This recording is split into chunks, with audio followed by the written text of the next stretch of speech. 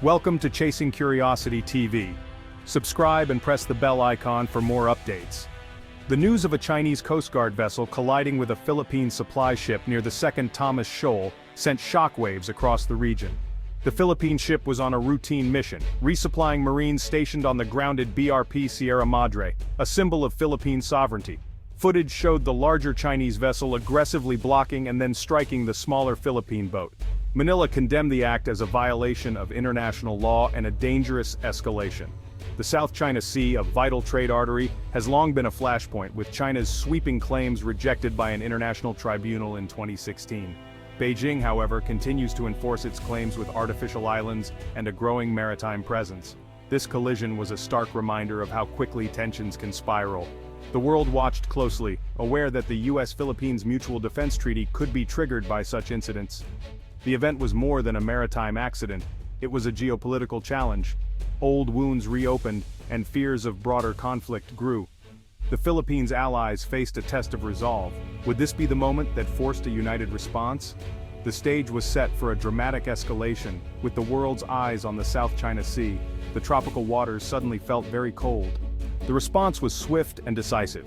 Defense officials from Manila to Washington coordinated a major joint military exercise, Sama-Sama, meaning together. This was no routine drill. It was a direct message to Beijing. Thousands of troops from the US, Philippines, Australia, and Canada mobilized for air, sea, and land operations. Warships sailed in formation, fighter jets roared overhead, and Marines practiced amphibious landings. The scale and speed of the drills signaled serious intent and unity. The goal: deter further aggression and show that bullying would only strengthen alliances. For the Philippines, hosting these exercises marked a clear pivot back to its traditional allies. The collision had pushed Manila to fully embrace collective security. The world saw a powerful display of military cooperation, right on China's doorstep. The message was unmistakable. Any threat would be met together. Palawan, the Philippine province closest to the disputed Spratly Islands, became the epicenter of the drills. Its strategic location sent a clear message: the Allies could operate in the heart of contested waters. US Marines, Australian and Canadian forces, and the Philippine military converged on Palawan. The sight of different uniforms and flags underscored international cooperation. Naval, air, and ground units trained side by side, destroyers, frigates, fighter jets, and Marines all working as one. The focus was on interoperability, making sure Allied forces could communicate, coordinate, and fight together if needed. Amphibious landings, joint air patrols, and coordinated maneuvers built trust and readiness. The drills were about more than symbolism, they were about preparing for real crises. For the Philippines, it was a chance to learn from advanced partners and modernize its own forces. The Allies aimed to become a seamless team, ready for any challenge. Palawan's beaches became a proving ground for unity and resolve. The message: together, they were a formidable force. The joint exercises aimed to enhance regional security and uphold international law. The Allies wanted to ensure free passage through the South China Sea, a global concern. By training together, they reinforced the principle of collective defense. An attack on one could mean a response from all. The drills tested complex scenarios: anti-submarine warfare, air defense, amphibious assaults, building real-world readiness. Interoperability was key: sharing information, coordinating actions, and operating as a single unit. For the Philippines, it was also about building capacity and learning new tactics. Training with advanced militaries helped modernize its forces and boost self-reliance. The exercises were an investment in the Philippines' own security. The message was clear: peace through strength and unity in the face of threats. The region's stability depended on credible deterrence.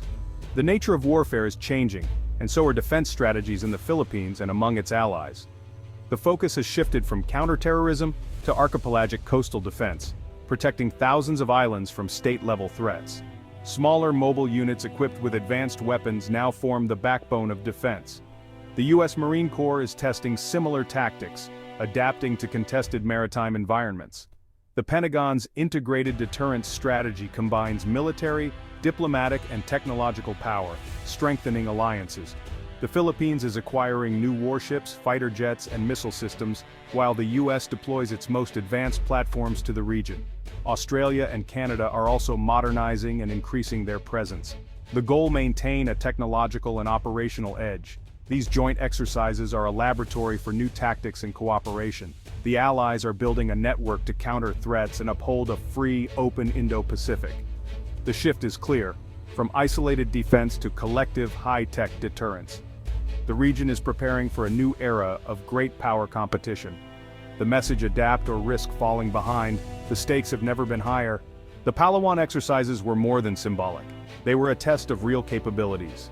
US and Filipino Marines executed complex amphibious landings, demonstrating the ability to project power from sea to shore. Advanced hardware was on display. US amphibious assault ships, destroyers, F-35 fighters, and maritime patrol aircraft. The Philippines showcased its new frigates and shore-based anti-ship missiles, a leap in coastal defense. Live fire drills, including the sinking of a mock enemy vessel, tested the full kill chain, from detection to destruction. Palawan's proximity to the Spratlys made it the perfect staging ground for these operations. Training in this environment gave troops invaluable experience and sent a strong deterrent signal. The presence of Allied forces complicated any adversary's plans. For the Philippines, participating in these drills marked a milestone in military modernization. The exercises proved its growing ability to defend its waters. The message was loud and clear: this region is defended and any threat will be met with force. Palawan's role as a frontline outpost was cemented. The recent collision was just the latest in a series of aggressive Chinese actions in the South China Sea. Philippine vessels have faced harassment, water cannon attacks, and dangerous maneuvers for years. The second Thomas Shoal, with its grounded BRP Sierra Madre, is a constant flashpoint. Every resupply mission is met by Chinese blockades, turning routine trips into high-stakes standoffs. China's tactics, gray zone operations, aim to intimidate without triggering outright war. Incidents include the use of lasers against Philippine ships and swarming disputed reefs with militia boats.